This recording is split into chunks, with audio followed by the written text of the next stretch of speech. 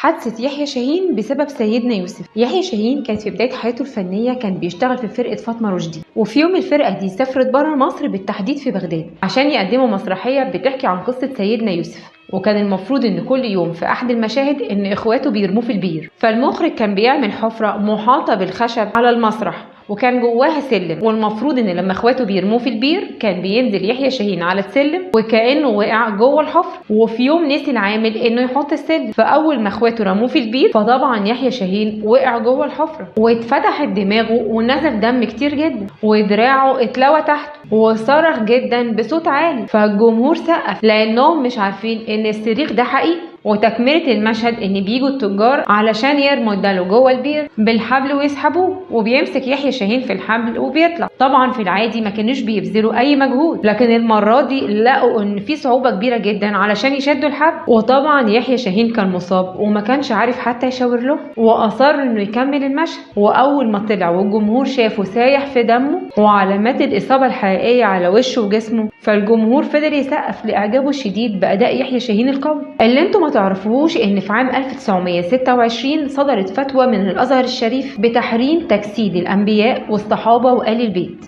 بعد محاوله يوسف وهبي ان تجسيد شخصيه سيدنا محمد صلى الله عليه وسلم، لكنه تراجع بعد الفتوى وقدم اعتذار رسمي على صفحات الجرايد.